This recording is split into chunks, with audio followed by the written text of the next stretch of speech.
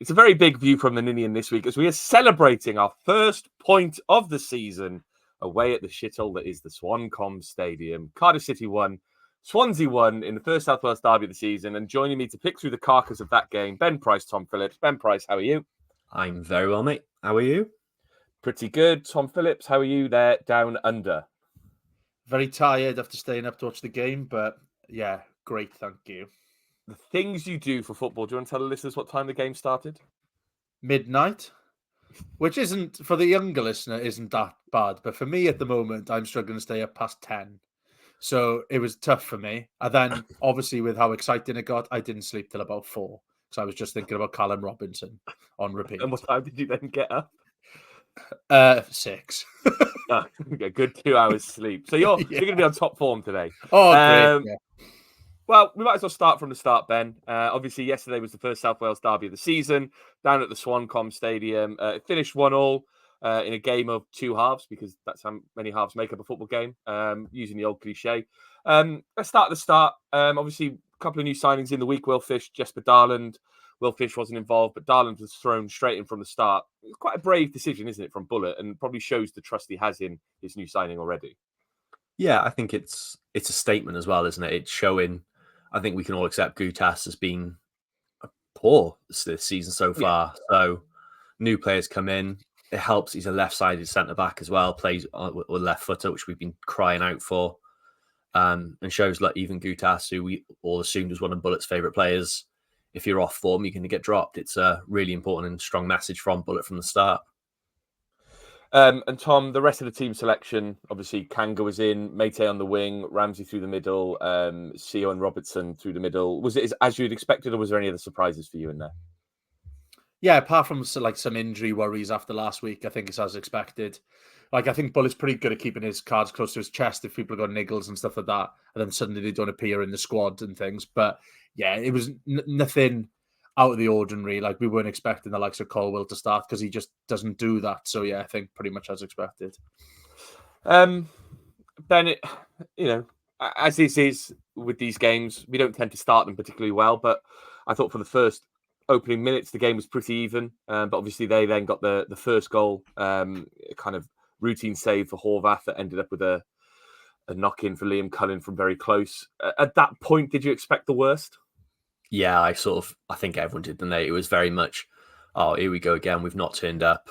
I don't think it was particularly. I think it was just 2 poor teams feeling out at the start as well. It wasn't as if it was like a good start from either side. It was a very cagey opening from both, and then just one sort of attack from Swansea carved us open. I think NG switching off, leaving too much space. I think it was the tail of the first half was that we didn't press them enough all over, and they punished us once. I think even like the reactions to the goal, I think he's got in front of O'Dowda, Daland switched off and not really sort of followed him for that second ball, and they were just a bit sharper, and it sort of summed everything up we've complained about over the years with this fixture of they were just sharper to every second ball most of the time. That's how they've sort of battered us in the past. And yeah, I really was sort of worried then of, oh God, this is going to be one of those long afternoons. Yeah, I think I was trying to pin the blame on something at the time, and Tom, I kind of landed on the fact we might still be a little bit asleep. It's the first attack. Daland's new in the team. He's kind of not really sure where he's meant to be going. O'Dowda's probably lost his man. Horvath may have done better to put the save in a bit more of a safer space instead of playing it back to the middle. But it really was just a poor goal to concede from everyone, wasn't it? It's the goal we've seen over and over again. Like against Swansea as well. We've done in the past where it's dropped to a Swansea player and they put it away.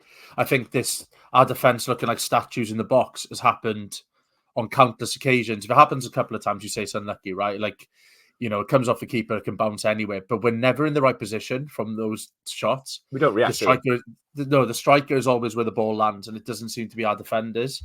And I think that's the worrying thing about it. And you can say like people are new in the squad, but they've played football before. They know where rebounds are going to go. It doesn't matter what defensive unit you're moving into. You should be getting there.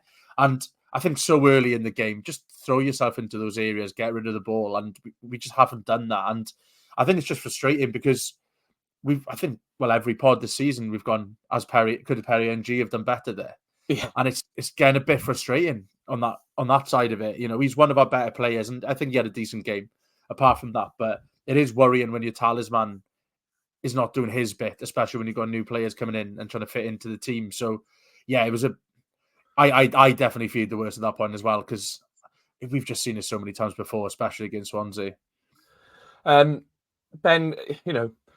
they scored that goal. I think we all probably feared the worst and thought, here we go again. This could end up 2 or 3-0. But as poor as we were in the first half, they didn't really threaten any further, did they? They had a couple of breaks. They got forward a little bit, but Horvath, don't really remember him making a save in that first half beyond that goal. It was just our game plan was all wrong, wasn't it? Because we just let them have the ball too much and we didn't do anything with it. Yeah, there was no press, was there? I think at times we'd have one player go to press and no one else would go with them. And if you're doing that, all you're doing is pulling a player out of position, and that's where they sort of try to exploit us. Yeah, it was game plan completely wrong. I think even it was said after the game in the press conferences, sort of we changed approach in the second half. But for that first 40 minutes, way too much respect given to Swansea, just no press on them, and they must be their fans must be really frustrated they didn't punish us more, because we were there for the taking in that first half or that first 40 minutes. After that, then we sort of came back into it and sort of adjusted. But yeah, 40 minutes up for the first 40 minutes, it was really, really poor against a Swansea side that should have done more. And I think they're quite poor. Like, there's a lot of talk. They were like bigging them up against their performance against Preston, but I don't think they were great. We just allowed them way too much time and space. I also think the second half we can get to, but obviously in the first half the press was almost non-existent. Kanga is sitting, sitting too deep. Ramsey was kind of a statue in the middle of the park. Our wingers weren't getting forward, and we just let them have the ball, and they were able to bring it up to the halfway line without any real kind of press on them, without any real pressure. And at that point, if you're, they should be doing more with the ball, really. And I think it's almost, if we just put a bit more pressure on them in the first half and got at them, that it could have been a very different game altogether. I know we got our act together in the second half, but a bit more pressure in that first half, going in at half time, they might be rattled, they might come out the second half panicked again, and we it could have been a completely different second half. But that said, Tom, obviously the second half was much better. I think we stopped giving them the respect. We stopped being more passive. We pushed higher up the pitch, and we talked about Erol Bulut's substitutions in the past being poor, but his substitutions in this game really changed the game, didn't they? Obviously, Tanner, Colwill, Robinson came off the bench, and as a front three, they started pressurising their defence a lot more, didn't they?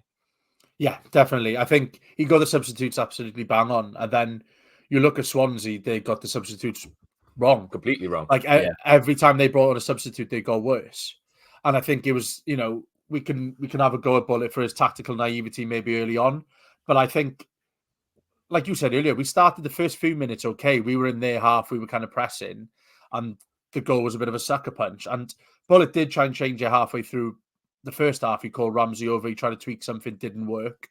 Going at the end of the first half, we were the better team kind of going into the break, which gave us that little bit of momentum. I then think from then on, we were the better team, not by a lot, but I think we edged it second half. But the final 20 minutes, I thought we were fantastic. And it just kind of shows what we can do when we play on the front foot. I think Swansea obviously gave us a lot of time on the ball, and not many teams are going to do that in terms of letting us they were feeling the pressure at that point, and we kind of capitalised on it. But it shows if you start the game well, which we haven't done yet, we can build that pressure from early on, and we can create these chances. And we have got the players on the field, and we've now got depth coming off the bench that can change the game. And I think that was the difference between the two sides, was they are paper thin at the moment. You look at Swansea's Twitter, they need a few more signings and they are worried. I thought their starting 11 was decent, but they haven't got that quality coming on. We have now. We've still got players to come in. We've still got players to get up to match fitness. We've got the likes of El Ghazi, who clearly is off the pace at the moment, but we've got those options where we didn't have that last year. So I think this is why Cardiff fans are so excited at the end of this game, because we can see that those shoots of positivity coming out of that.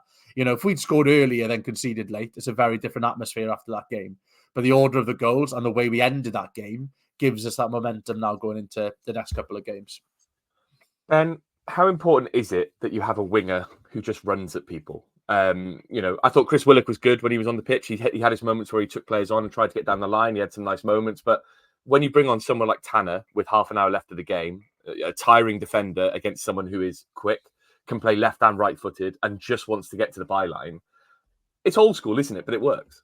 Yeah, there's a reason wingers have been doing that for like 120 odd years. It's just I believe they were called inside forwards back inside then. forwards. Then, yeah, sorry, yeah. I knew you were going. As soon as I said, I knew you were going. Yeah, same here. You can see it brewing. Yeah, but yeah, it's just one of those, isn't it? It's a horror show for sort of like I've when I play football, I play left back these days, and there's nothing worse than being run ragged by a kid for 60 minutes for him to come off and then another kid come on who's even quicker. Yeah. It's just demoralizing. And yeah, he's the perfect sub in that situation, Tanner, isn't he? Yeah. He seems to understand this derby more than a lot of players have with the club for a long time, which is bizarre for someone that's played less than 100 games of professional football. But it was great to see him sort of come back and sort of make another impact. Shame that an advertising hoarding fell on him, but you get that for wearing your own shin pads like that. And it proves that those socks and those shin pads are shit. Well, I think you'll find there's an epidemic of advertising hoardings falling down. It happened at Leeds on Friday, it happened at Palace on Saturday, and now it happened at our game on Sunday. So, and what shin pads was that kid? What shin pads was that kid wearing at that game? Probably those little ones. So that's his own fault. What, the Crystal Palace guy? Yeah, fell on his back. Yeah, still, if he wore bigger shin pads, would have happened. To your point about understanding the derby, part of me thinks that's just Ollie Tanner coming from non-league. Like at non-league level, every game is a little bit like that. You're up against people who are just going to kind of batter you on the sidelines. So you just have to take this game at its face value. And he kind of still has that fearlessness. I think there were times last season where he looked a bit scared and a little bit worried about playing at this level. But I think if we can just bottle that fearlessness and keep that going, then I think he's a real asset at this level still, because he can come on, like you say, for 20 minutes, 30 minutes. He's left and right footed. He was putting corners in with his left, which weren't great, but his assist was with his right foot. And when he was running at Tiemann, he was going left and right, and Tiemann was running his circles or up to try and see where he was. So I'd just like to see more of that, really. And I think, if you've got him on one side and El Ghazi or Willock on the other side, you've got the best of both worlds. It's also, you've got to get the ball to them. I think I felt very sorry for Willock at times. He's and Kanga as well. Kanga's got some criticism, but we don't get the ball to him. Yeah, he had 2 touches in that first 25 minutes. Yeah, and that wasn't because he was off the ball. I bet if you looked at his running stats, he ran a lot. It was just the ball couldn't get to him.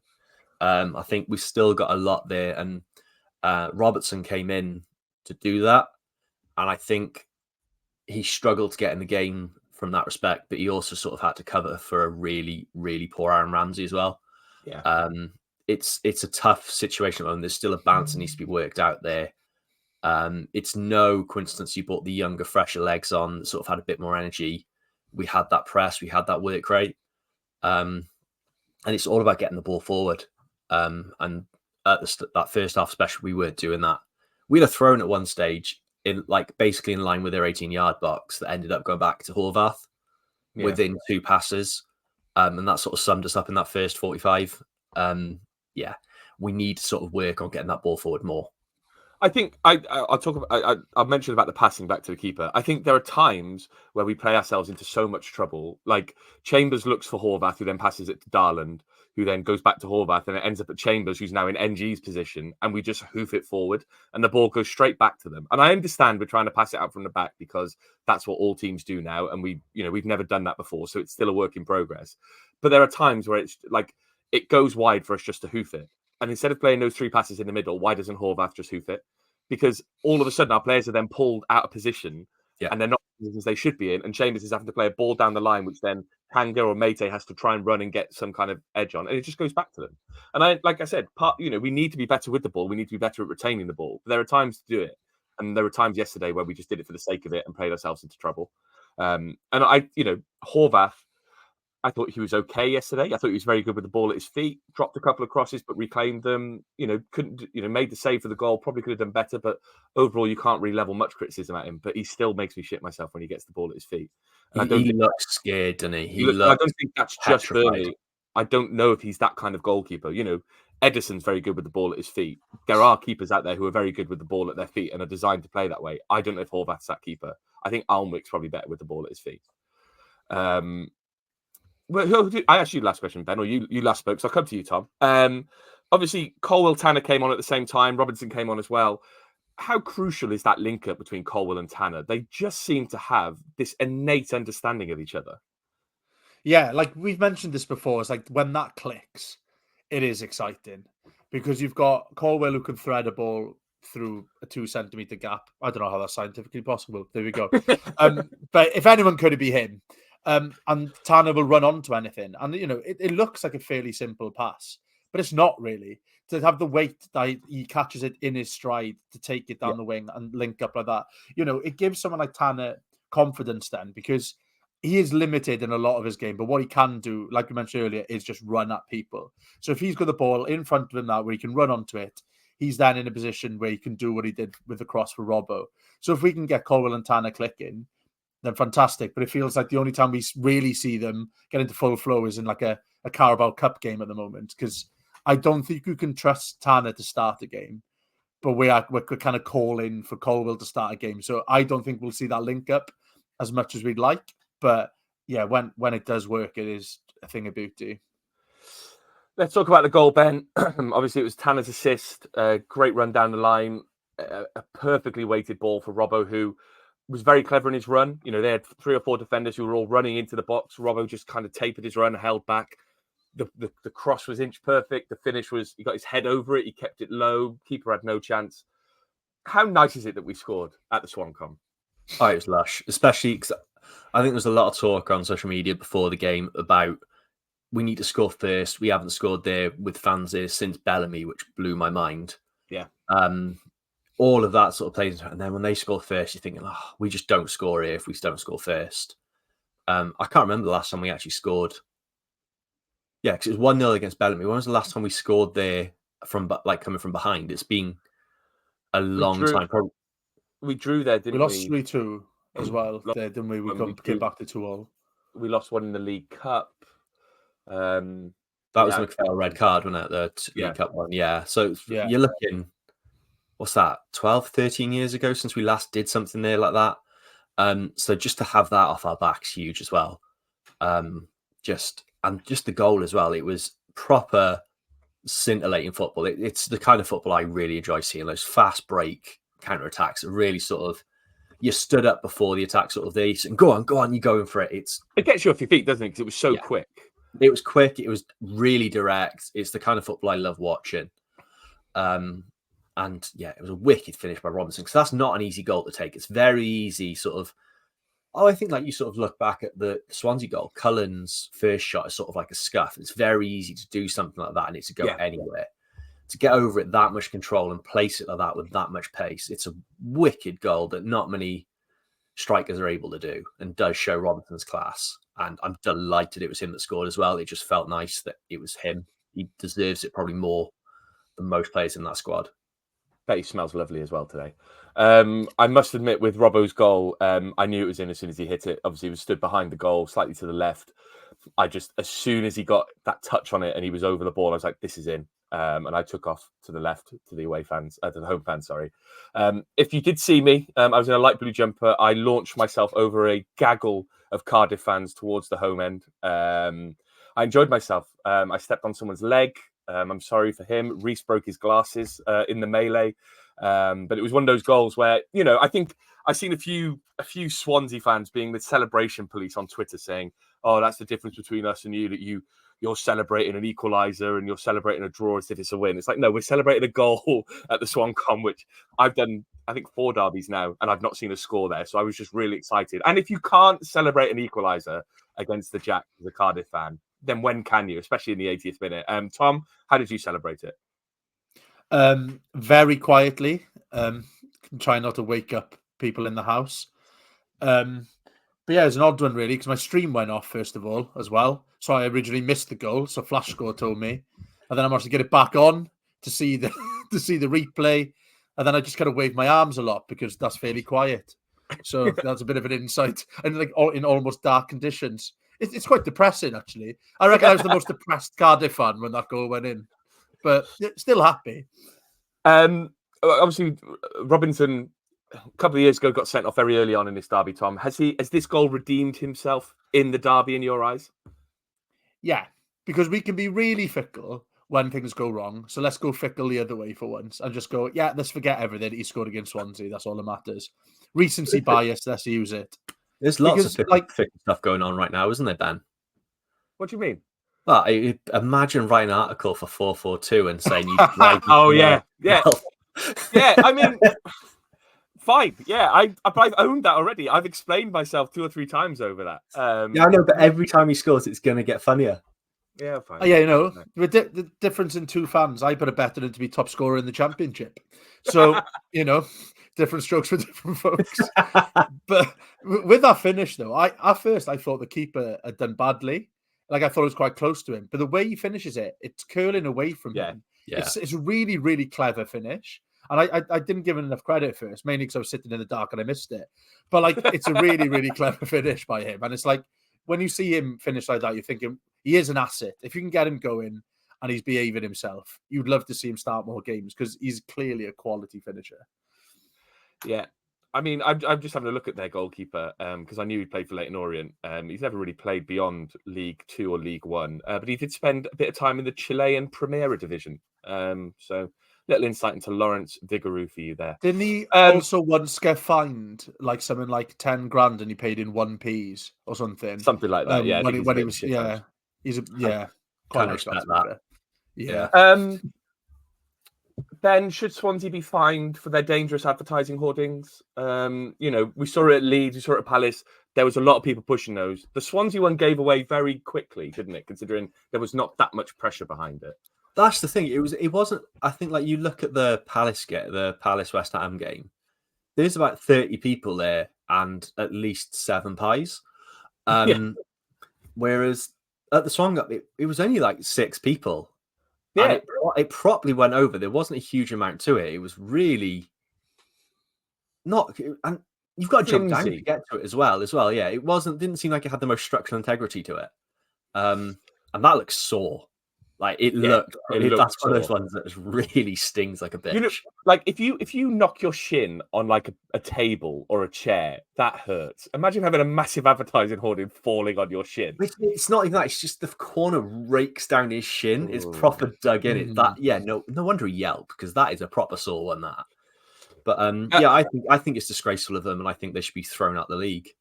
Good. Glad we agreed on that front. Tom, we've already touched upon it, but it felt like once we scored, we were properly in the ascendancy. A couple of minutes later, the press worked again.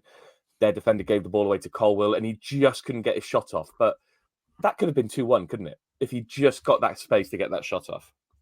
Yeah, definitely. I think as the game was going on, there was only one team who was glad it was finishing, and that was Swansea. I think we were just coming more and more into it. And you can look at it both ways. It's like it's positive that we finished that way, but it's frustrating that we didn't start a bit like that. When you got the likes of Daland and Cabango at the back as well, who are dodgy, like we should have got at them a bit more. But yeah, we were the only team who looked like they were going to get a winner in those final stages.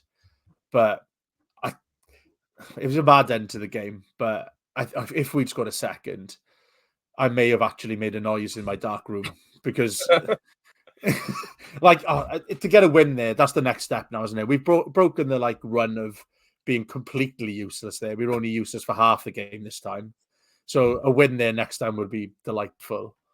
Do you not think he should have squared it? Because Robinson's open there. I was screaming for him to square that. He just needed to play him in. And it's not an easy finish for Robinson, but I'm screaming for him to square it. I watched it back again this morning, and there's a brief moment where Daland goes one way and Colwill cuts it back onto his left. And I think that was the time he should have shot.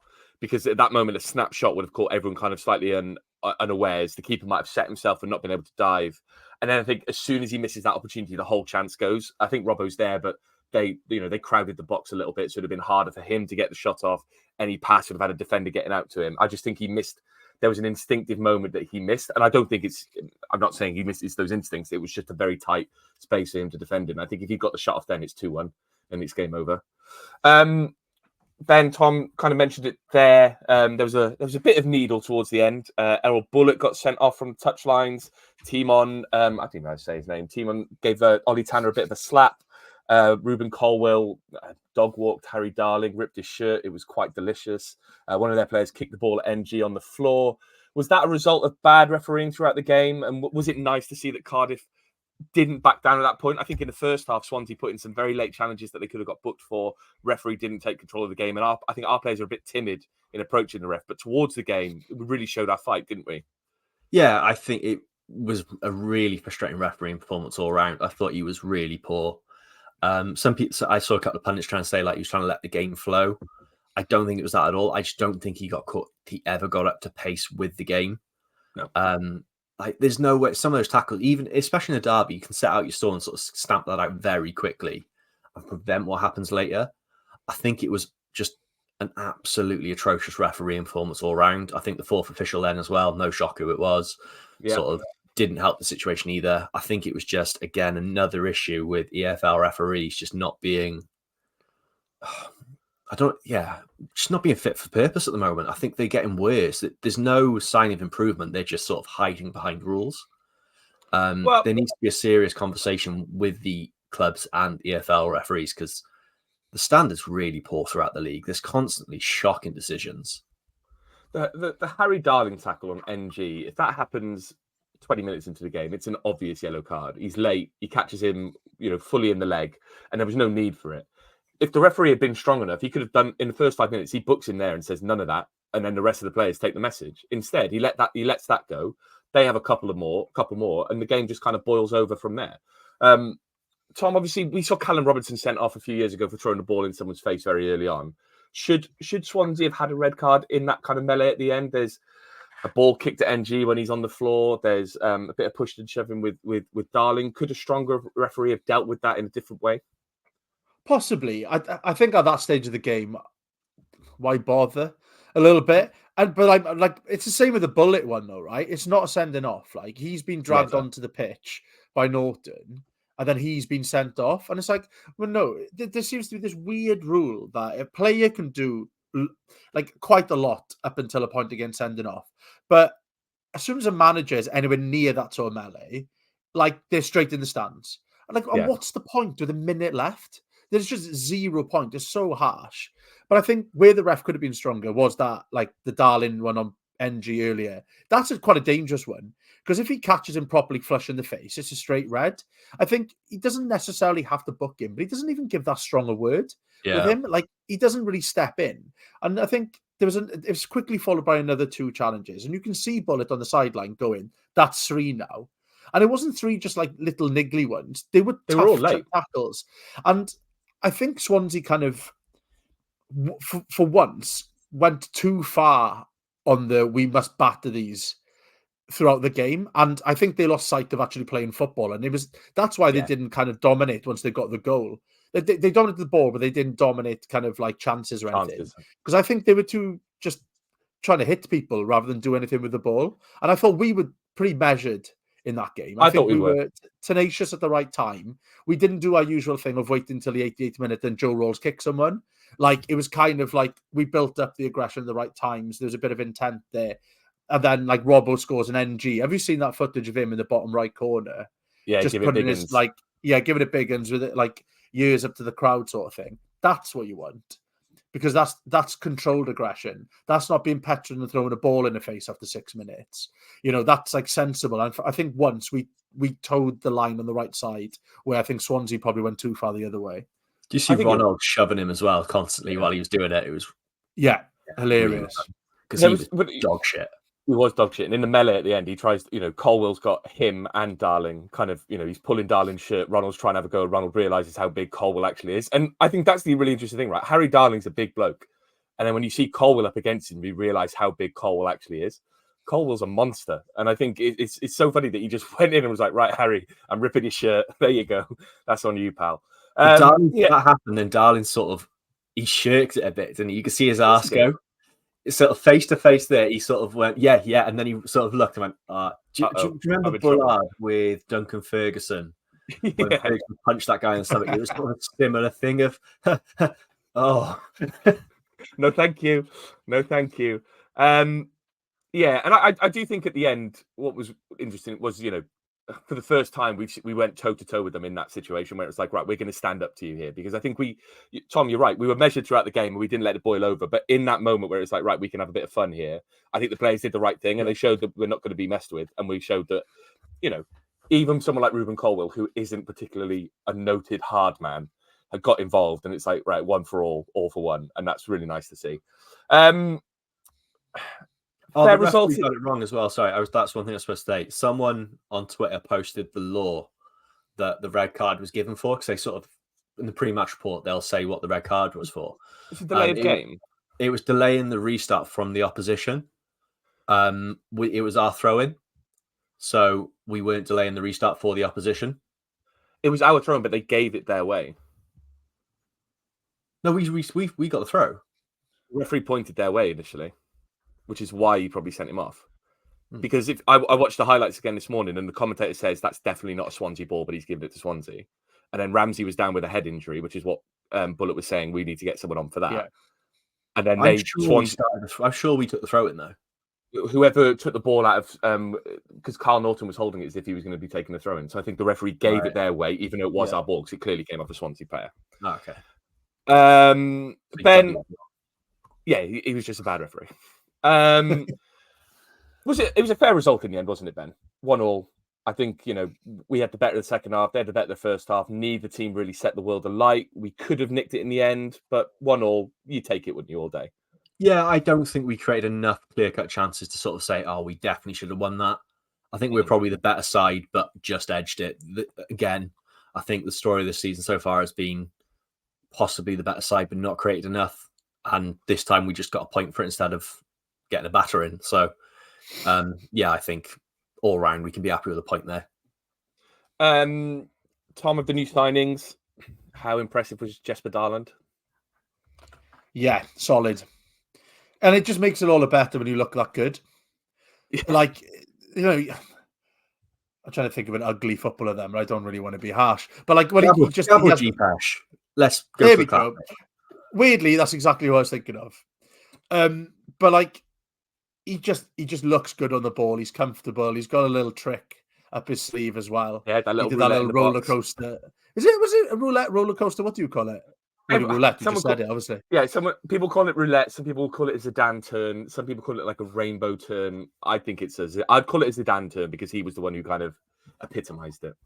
Well, he did a little swivel, and we haven't got many centre backs who do a little swivel. So, no, he looked comfortable considering he signed like a few days ago. Like to have the manager like back you straight away, and we can say it was like our necessity because Gutas has been out of form, but it is a risk bringing him in. Yeah, and. Yeah. Like he talked him up as well. He was saying like he just when he listens, like he just gets things. He's clearly a very intelligent footballer. We need a few more of those about the place, I think. So I was really, really impressed with him. And I think written in the agenda, like Robertson has been solid since he's come in. You can see there's a footballer in there as well. Yeah, he's a footballer, but he's got that edge to him as well. You can see why he got booked something like 96 times last year or whatever it was. Like, yeah, he put in a good tackle in that first half, didn't he? He's got a bit of bite, doesn't he? And he's one of those who can set a tempo. So, no, I've been really impressed by the people who've come in so far. And I think you've got the likes of Willock and Kanga then, where they haven't done anything wrong, but we haven't exactly played to their strengths yet. Like, I did really feel sorry for Kanga, really does. Like Ben mentioned earlier, like, he was running around and we just weren't getting the ball to him. Nothing was sticking. But I'm sure it'll come. He had that one shot and it weren't miles away. No, like the Swansea fan sort of gave it away, and then the replay, like it clips the top corner. Yeah, it was very close. And I don't blame him for taking that shot. There was no one around him. He had to do something, and he worked to get the ball. Ben, final point on Swansea. When they were making their subs, obviously I picked that Swansea fan on Twitter who said that their subs made them poorer. They kind of made all the wrong subs. Do you think they took their eye off the ball a little bit and were a little bit complacent? They were celebrating things like balls going out for corners, balls going out for throw-ins. They were celebrating, high-fiving each other as they went off. They just kind of were a bit complacent, weren't they? Which is very unlike them. Yeah, and I think that purely came from the management there. I think the game managed from Williams was really poor. I think we said before, the one Bulut got it right, he got it horrifically wrong. He set up shop and tried to make it a lot more defensive, sort of tried to see out that 1-0 result. And I think with the way Swansea play, they've got to go for a 2-0 win. They've got to try and kill the game that way, not sort of drag it out because, their goalkeeper's is very untested at this level and their defence looks shaky as anything. Like Kabanga was... I saw you and Roberts try to talk him up. I thought he was awful. Like he got man of the match on FotMob, so I'm glad I thought he was really, really poor the whole game. with very little sort of pressing him as well. Didn't think he was good on the ball. Didn't think he sort of commanded his area. And yeah, I think the changes from Williams then sort of making it more defensive. When you're trying to see out a game, you're bringing on Joe Allen, which other than that, fair play to him, that rugby tackle was superb that he got booked for. That's a bit of experience that a lot of players do. But other than that, like Norton, 34, 35? They weren't the most inspiring subs it was. It felt like, yeah, job's done. We'll just see this out. And then Cardiff just battered him for it. Yeah. I'd like to say thank you to the Swansea fan on the train home who pointed at my jumper because it was a Cardiff jumper, said scum, and I stole his beer. So thanks for the can of Heineken, whoever that Swansea fan was. I took it and I walked to the next carriage and he didn't follow me. So that was funny. Right, let's go over to Twitter for your reaction. Cardiff match worn shirts. Has there been a better debut? Has there ever been a better City debut? Eddie Newton, Tony Kelly, Gary O'Neill, Jason Kumas, and now in the mix with that amazing debut by Daland yesterday. For me, Jason Kumas' debut will always stand out at that lot. That goal against Leeds. Off the bench, he's cramping up as he runs and smashes the ball. It was lovely. Scott Salter, friend of the pod, thought Daland had a positive debut. Felt like Leuven's reincarnated. At what point are we worried about Bulut's tactics? Using pace to press against a possession team is the obvious choice, as it proved with the subs, but he got it very wrong picking a languid side. Ben, there's a lesson in there for Bulut, isn't there? After yesterday's game, press, play players with pace, and be aggressive from the start. Yeah, and it's weird because that's what we did so well at the start of last season. I know we hark back to that sort of Leicester, those Leeds games as like the peak, but that's what we want to see from us. I think that's what that team's made to do. This idea to sit off, and I know it's not right in every occasion. I think you try some of that stuff against Burnley, and 5-0 would be a nice result. But yeah, we want to see more of that, and hopefully now he sees that we can do that. But I think there's personnel issues there that need to be looked at. And bigger calls need to be made. I think we made a really big call taking out Bulut when he's been off form. I think there needs to be a bit of discussion now around Ramsey's role, sort of at the moment until he gets fully up to match fitness. Because I think yesterday he was more of a hindrance than a help for most of the game. He was. I thought he did okay when he dropped deep because that obviously allowed Colwill to come in and play better. And I think Ramsey was, at the current stage in the way he's playing, he needs to be in that calmer role where he's not all action. First half, he just didn't get beyond Kanga. He didn't do any of the press, and he was a bit of a passenger. But when Colwill came on, I think he improved because he was able just to do the basics really well. And if that's the role he needs to evolve in, then that's absolutely fine. I just think we need to have an honest conversation about that. Yeah. And then we need to allow people like Colwill, whoever, to push ahead of him because Colwill changed the game. CCFC Insider, the sooner Cole will begin starting games, the sooner we'll move up the table. John T. Williams says, thought we gave them too much room in the first half while they pressed hard. Darling was able to bring the ball forward at will in the first half. Horvath giving me nightmares with his feet.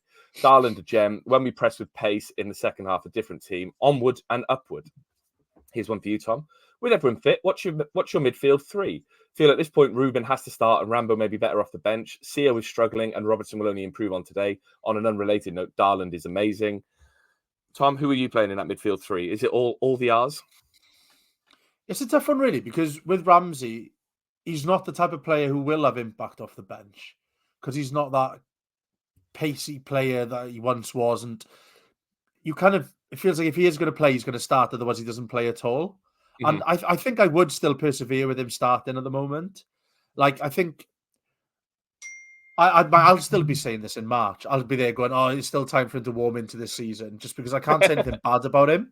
I think Bulut's on the same page as me. He feels like he can't drop Ramsey.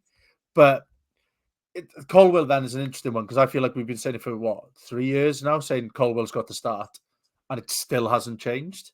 Yeah. So I've got a long way around of just avoiding answering the question here because I really can't make up my mind. I genuinely can't make up my mind who I'd start. You could go Rubin rolls Ramsey, Robertson rolls Ramsey. Just do all the R's, a combination of. Which unlucky, CEO. Your name started with a letter too late. If you were Riopis, then you'd play. I still think that CEO's getting a lot of criticism. I still don't think he's playing that badly, and he does a job that other people won't do, which is simply harry around and run at people and try and break up play. Yeah. No one else is going to do that. Robertson might at some level, but then you're removing another part of his game, which is his forward play and his attacking play, because he's very progressive with the ball. So CEO's going to start for that reason always, and I think it's then a case of Ramsey and Robertson, Rubin and Robertson, Riles and Robertson are a combination of. Again, I think with CO, it's a player that's not on form at the moment. I think his passing recently has been really poor, and His that passing's needs been to bad. be addressed. And his best stuff last year was sort of the small, intricate passes linking the defense and the attack in the midfield a bit more. He's not doing that. When he's off form and he's not doing it, he just looks like a 6-year-old running around with a football trying to get in the way. But the problem is Yeah, no one else is running. We're not pressing, Yeah. though. I think Yeah, because his no, I get strength is that. passing and nobody else is, so he kind of stands out then as if he's a headless chicken.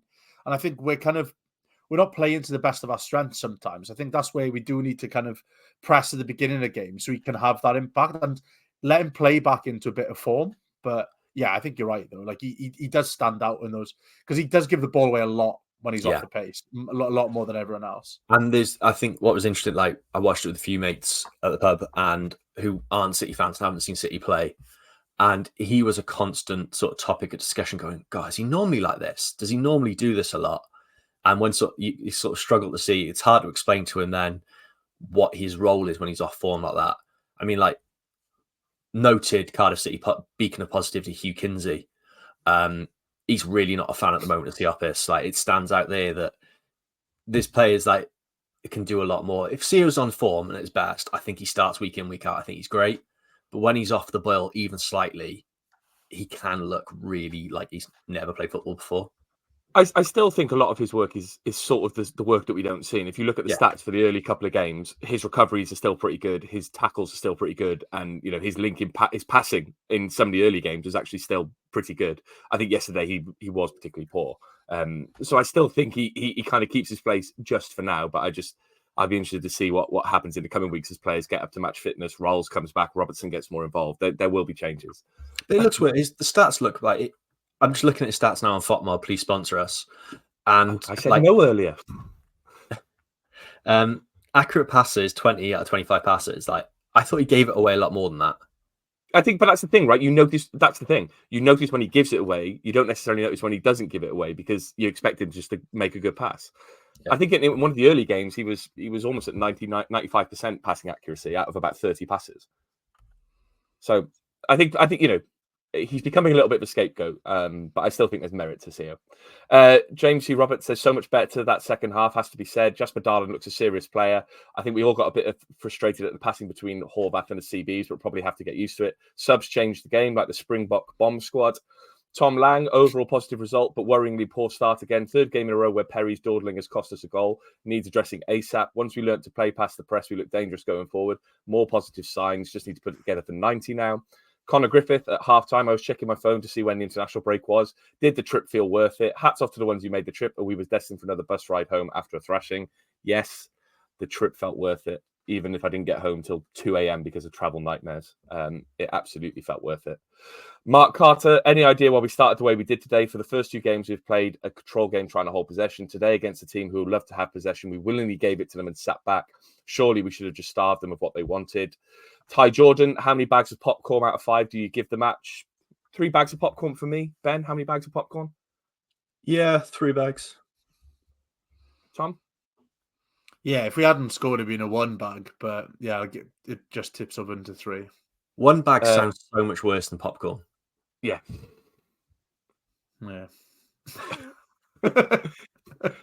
Jareth, much better second half. Outstanding business getting Daland to replace McGuinness. Robbo, Colwill, El Ghazi and Willock in the attack. Robinson and CEO holding. Tanakanga and Rambo coming off the bench to impact the game late on. Another striker and central midfielder needed before the end of the window. Simon, second half showed the potential for a positive attacking season, but will Bulut and have the will and supporters have the patience to give it a proper go? Barry Jones, lots of talk about the starting the boys from the bench next game, but isn't it the job of the players from the bench to change the game? Don't change too much too soon. Jason Davis, let's please not get carried away. They absolutely destroyed us again for 70 minutes. Manager didn't learn or change anything from last season. Great day out finally. You're going to have hated the first 45 minutes of this podcast. The Common Bluebird, Colwill and Tanner seem to have a natural understanding. Could see this in the Cup game too. Robinson links with them as well. Adding Davis when fit, who's played with Colwill for years, and that's quite a tasty looking attack. Pulley says, can anyone give me any positives about Kanga? Welsh Wiz, please, God, can we get more pace in the team? My gran in a wheelchair could go faster. I'm pleased with Daland now to get a quick centre forward to play with Robinson. Giggsy, Robinson's redemption and Daland's dominant debut. I was impressed with Robinson. He'll only get better the more he plays. Massive improvement since Burnley. Is this going to be slow and steady progress this season, or is it going to click soon? Getting Al Ghazi on as well was delightful. Matthew Lockyer, this one's for you, Ben. Is Daland going to net us 10 to 50 million pounds in 2 years' time? He's got the potential to, isn't he? He looks like He looks better than McGuinness.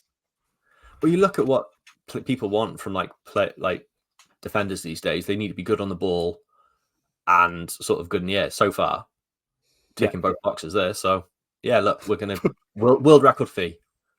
1 game. Yeah, £15 million player we just signed here.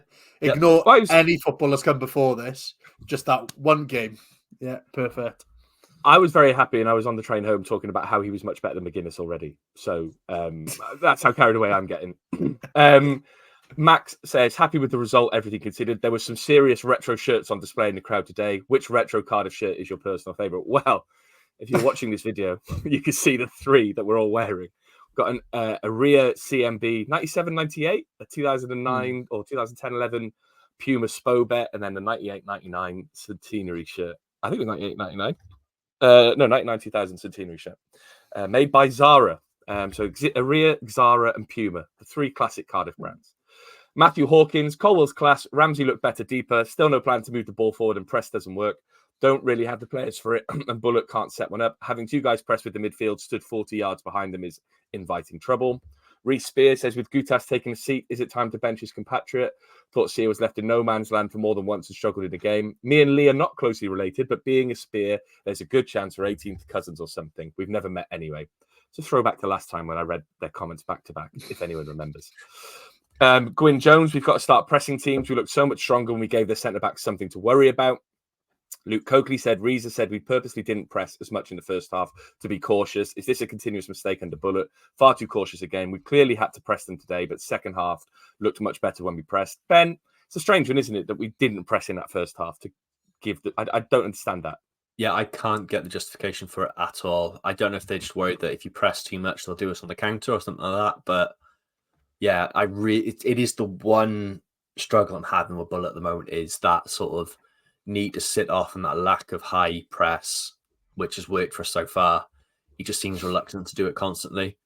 There's got to be reasons. I just wish they come out and sort of explain why they're not doing it a bit more rather than just going, oh, we decided not to do it. It's just a weird one. Ollie Carter, who needs Haaland? We've got Daland, looks very composed. Reece Williams, second half much better. Don't see Gutas starting in the 11 now. Harry Dickens, surely we have to look to get Rubin in the 10, Robinson in the 9 going forward. And the less said about that refereeing performance, the better. Richard Endicott, is Daland the modern day Glenn Louvens? CCFC died. Daland is the best centre-back in the world. Robinson has redeemed himself. Ollie Tanner lives rent-free in their head. Nice to see some fight and star from the players. Bluebirds. Gareth Dunning, second half improvement and shows once again why we need to focus on what we can do, not how we can restrict what the opposition can do. But we are bottom without a win after 3. Work to do, lots of it. Rodri says Willock was the only one driving us forward first half. Mate was shit. Siopis looks like a headless chickie, but Robertson, Colwill, Tanner, Robert all must start now.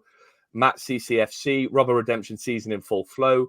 Oliver Reese nearly ended up in Morrison Hostel after that goal. So much better second half. They look shit scared. Let's have a sensible 10 pints to enjoy the weekend. Adam Tibbs, positive one for me. Benjamin James, as I said at halftime, bring the quiz back.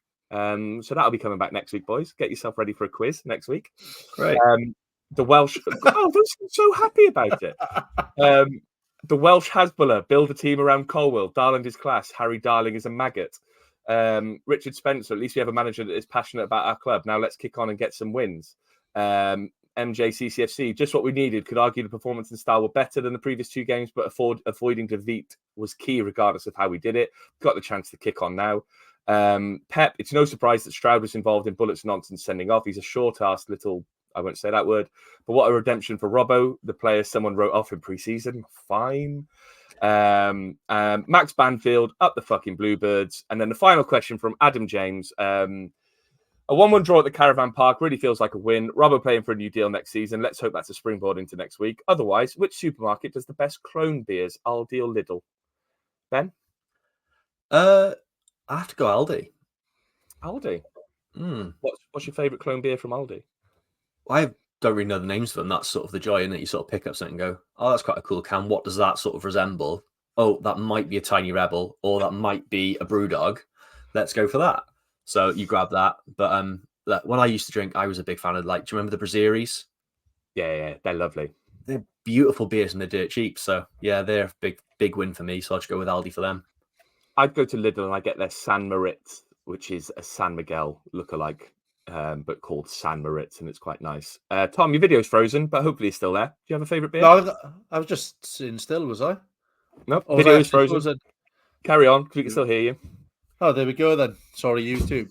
I was a big Perlenbacher drinker from Lidl back in the day. It was horrible, but it was the cheapest one there. But And it you gets can't you be drunk. Aldi. Yeah, it's just that Aldi are so good at the clone stuff. You know, court cases about caterpillars and stuff. They absolutely love it. So you've got to go Aldi. Turning into a long pod, twitter.com/VFT Ninian. There was some tweets I didn't get through there, so sorry if I missed you out, but we are rifling through and we're almost at an hour, which is usually our cut-off point with a lot to talk about. And there's one deliberately left out because you're a naughty man and you know what you said. Yes, Mike, if that is your real name. Can't be having that on our Twitter page. Go and look in our replies if you want to see what we're talking about. It was Last week, 4 days of the transfer window closes on the 30th.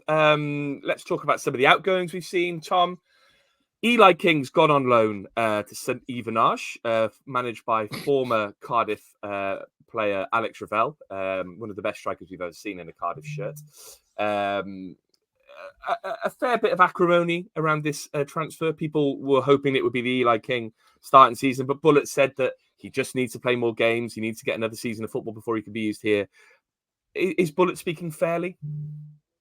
We've just got a lot of midfield options now. We were just going through this, right? Who we start in there, and then you add in Eli King as well. He's probably not better than what we've got. I think I really like him as a player, and he's looked good when he's gone out on loan. But we don't know his level because he hasn't played at this level that much. And I'd love to see more of him, but some of it is academy, graduate bias, 100%. And like, I'm very, very guilty of that. And I think so many of our fans are guilty of that. And I'll trust Bulut and his backroom staff on this, because if they don't think he's good enough, then at the moment, then I'll go with it, because we've brought in quite a few people in that position now. And they obviously don't trust him with it at the moment. And he played against Bristol Rovers in the Carabao Cup. He didn't particularly set the world on fire there. And I do think that he just needs another 30, 40 games at a higher level. He's only, he played at Ross County and was very good, but Ross County were fighting a relegation battle with people like Livingston, who signed all their players from non-league. So it's kind of like, how fair is that as a comparison yet? And I think 30 to 40 games in League One, that'll be the next stepping stone for him to come back. And, we've got him on a contract that lasts the next couple of seasons, I think, if I remember rightly.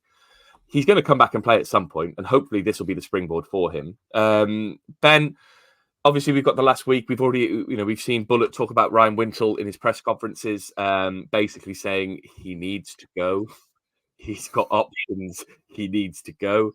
Talk of Millwall, talking of going abroad. We still got people like Rinomota, who seems to be making it into the squad. Are there any other players or any other youngsters you see going out on loan, going out in the transfer over the next couple of days? If he's fit, possibly a Tete. I think we're looking to bring a striker in. I don't see where a Tete gets in that squad. Then I think it's a lot of bodies there for only one spot. We're never going to play two strikers. So I think it might be good for him to go out on loan, maybe down to League One, and sort of just get some confidence back. Even if it's just 6 months, see how he goes until January and bring him back. He's one that I think could go out. But other than that, I think there's not many going to get involved. Possibly Conte might go out. It's probably good for him if he does. He's another one I think needs regular football. It's going to help him more than sort of coming off the bench every couple of games. He's not in the squad regularly. So, and then if Collins is back soon, maybe Bagan goes back on loan again. He seems to like Bagan, though, doesn't he, Bulut? He seems to think that he can fill in at centre-half or left-back, which is brave. Yeah, I don't see it. No, no, mate. I think many people do. Tom, apart from a striker, is there anyone else? People in the Twitter comments mentioned we need another midfielder. Probably not. We might need another winger, because I don't necessarily think Mate is going to be the answer to our wing problems. Is there anyone else you think we need to bring in? No, really. I'm not as desperate as others, I think. I think we've got a decent squad now, but I think maybe if we have a few injuries, we might be a little bit light. But I just don't like dropping people from squads. Feels quite nasty, so keep it at a small number, personally. Don't want to upset It's a people. massive part of the problem is it's a massive squad, so you can't work out who needs to go where until bodies have gone. Yeah. It's massive. It's like, yeah, it is huge. Like, I don't think there's anything. I think we just need to bring in quality if we can. I don't think we're desperate for bodies like we were before. But if people become available who are better than we got, then okay, that's how transfers work, obviously. But you know what I mean, though. I don't think we're desperate to fill in any like glaring holes like we have been in the past couple of seasons. Moving ahead to the next couple of games, then Ben. Southampton in the Carabao Cup on Wednesday. Borough at home on Saturday. Busy week. You'd expect Bulut to ring the changes for Wednesday, wouldn't you? Oh, massive. I think it'll be a young squad and sort of hope it's not a battering. I think it's just one of those games. It's a get it out of the way fixture now. It's not the glamour tie that's going to pull in 30,000 at the CCS. It's Southampton. It's Russell Martin coming back. It's not that attractive, is it really? Especially after Derby. So focus on the league. Focus on trying to get the focus on the Borough game. And then hopefully maybe see how the season goes and focus on the cup run in the FA Cup, because I think this is just a fixture. Get it out of the way, and if we win, lovely. If we don't, who cares? I don't know. Tom, what you? I think there might. Go on, I think Tom. it might be an opportunity. I think like the likes of El Ghazi, the likes of Daland just come in, maybe get a few more minutes. I think you might see. Sorry, I think I'd like to see an actual like quite a strong team, because we've been pumped like in one game. We're struggling to get goals. I wouldn't mind us like even if it's just in the cup. I think a win does a lot for. I think just morale around the place. So I'd like to see at least a smattering of first teamers in there, like 5 or 6 personally. But I don't know. I don't think it'll do us any good to see our youngsters get tonked, because you know what Russell Martin's like. I can imagine him putting the strongest team he could possibly put out there just so you can gloat. And I don't want to see our youngsters on the end of that. Would you start then, Tom? People like Robinson to get them game time, Kanga to potentially get his confidence up if we can make some chances for him, that sort of thing. Yeah, I think I would, to be honest. But then get, I don't know, like someone like Ashford or something in the second half, some minutes as well. I wouldn't be putting people who've got no chance of knocking on the door in the league. I think, that's kind of pointless in some games. I think our squad's big enough that we've got a lot of senior players who could get some game time. And we've got quite a lot of new signings who've come in that could probably do with some game time as well. So, yeah, I think the likes of Kanga definitely, like scoring in the cup will do him a world of good, because he had zero opportunity to get anything against Swansea. And then, Ben, moving ahead to next Saturday, it's obviously a home game against Middlesbrough. 12:30 kickoff. Middlesbrough, smack bang in mid-table. They've got every one of the results possible: a win, a draw, and a loss. They're 3-3 on goal difference, so they pretty much are the archetypal mid-table team. That said, still dangerous, but there's a chance there, isn't there, that if we play well, we could get a result. There's always a chance. I think part of Borough's problem is consistency, isn't it? I think 3 games in so far sort of shows that. I think if they find consistency, they can be a really good team, and sort of I think they'll push for automatics. But until they find that level of consistency, we need to hope they're sort of having one of those off days and we can get something from there. But it's not. It adds to the stinking start. It's not an easy game. It's not especially after a derby like that. It's not the easiest game to go straight into, is it? No, and I think we need to get a result at home. I think we got the draw with Swansea, which is a big kind of psychological boost because we didn't lose, but we need to now get that win at home, because I think the home fans, Cardiff fans are quite fickle. And if they start to turn at home, then it's a long road back for Bulut. And I think if we can get a win against Borough going into the international break, it'll just be a big psychological boost for the players and for the club as a whole. Tom, would you start the same team that finished the game against Swansea, or do you imagine Bulut's going to play the team that started the game against Swansea? I think it'd be the team that started it. I think, and have those types of players coming off the bench. And I wouldn't blame him, really. I don't think it was a personnel tweak we needed first half. It was a system tweak a little bit, just how we approached the game. So I think he'd be better off doing that. it is a tough game, this Borough game. And then I went looking at the fixtures to see, it must be getting easier after the Leeds, international isn't it? break. And then I've just The realised derby, that it's a really tough league. Like, everyone's much of a muchness, isn't it? It's like, oh, we could win that game, we could lose that game. That's why people think we might get relegated, might finish fourth. But like, if you're in a bad run of form, it's quite daunting. So I think this Borough game is massively important, because I think that's one thing we haven't touched on this pod, is that if we had lost that game against Swansea, it would have been absolute carnage on Twitter. It would have been absolute, this is a nightmare. We would have had a few bullet outs. Like, going, we wouldn't have scored a goal as well. So, like, not scoring in 3, losing 3, but with 8 goals being scored against us would have been disaster time. So it's amazing how one goal can kind of switch that momentum, and then get a result against Borough as well. And that kind of tough start of the season is already forgotten going into that international break. So it's a big game, this, I think, just to kind of set that stall up for the rest of the year. Ben, predictions, 2 wins? I think 1 loss, 1 draw. Tom? I think we'll narrowly lose in the cup, like 2-1. And I think we'll nick it against Borough 1-0. I'm going to go 2-2 nils. So a 4-0 on aggregate over the next 2 games. Alex Robertson with all 4. That's my prediction. And I'm sticking by it. That's it. Another episode of You from the Ninian in the can. If you like what we do, twitter.com/VFTNinian, kofi.com/VFTNinian. We do this for the love, not the money, but you can give us some money if you want. If you go to our Twitter page, all our contact details and everything else is in our link tree, in our bio. Tom, you can have a nice sleep now? Yeah, much needed. I think your camera is showing your tiredness, because your camera is not keeping up at all. So apologies if you watch this on YouTube and Tom was frozen for much of it. But that'll be funny. Ben, what are you going to do with the rest of your Sunday? Monday, Bank Holiday Monday. Bank Holiday Monday. I might have a nap because I can on a Monday. Stuff. That is real nice stuff. Well, thanks for joining me, talking all things Cardiff City, and we'll be back after the Middlesbrough game next week. Ta-da.